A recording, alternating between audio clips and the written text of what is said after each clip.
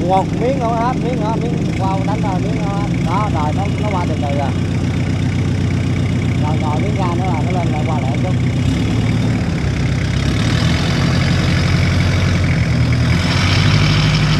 Buông con lấy cái đầu buông nó lái tự nó trả về gần ngay. Rồi buông nó lái ra, buông ra. Buông ra là nó trả ngay rồi. Rồi đóng tiếp đi.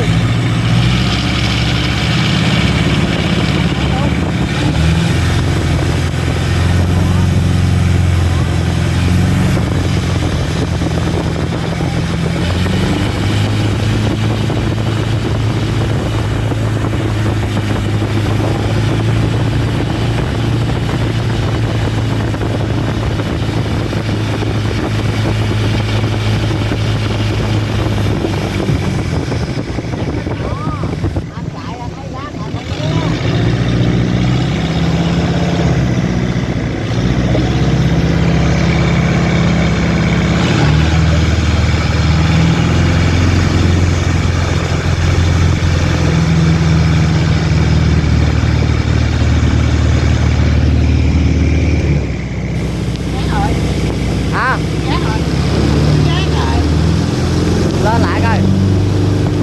Dương đâu có dương đâu, lên nữa.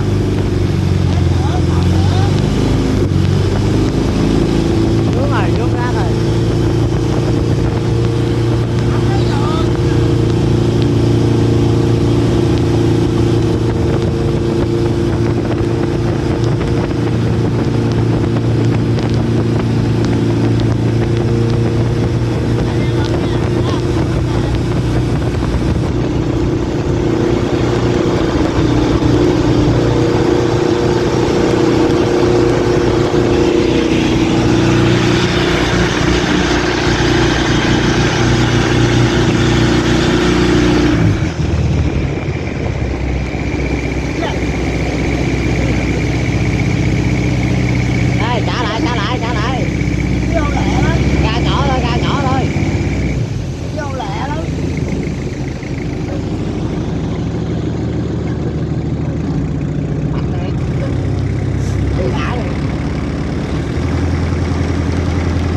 Chắc nó vướng một cái bịch ni lông nhỏ dưới á.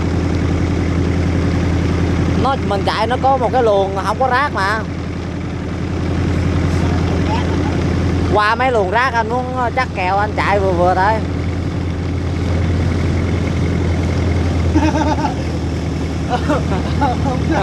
Rồi trả lại.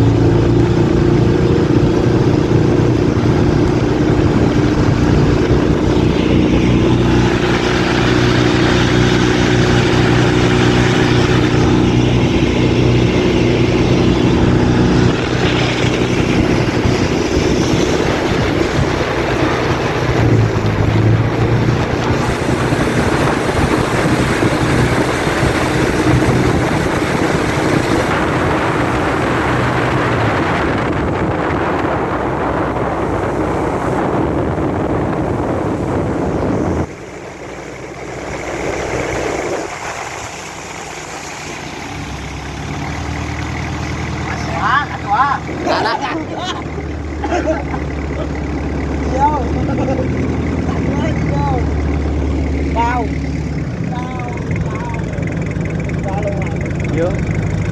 Vướng luôn mà, nó vướng anh chạy để biết đó, nghe nó rung á.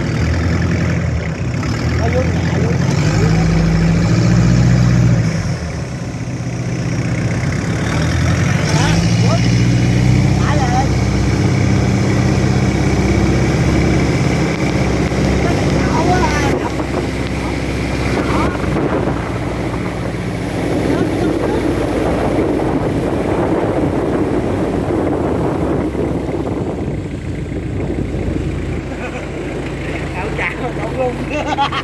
quá trời.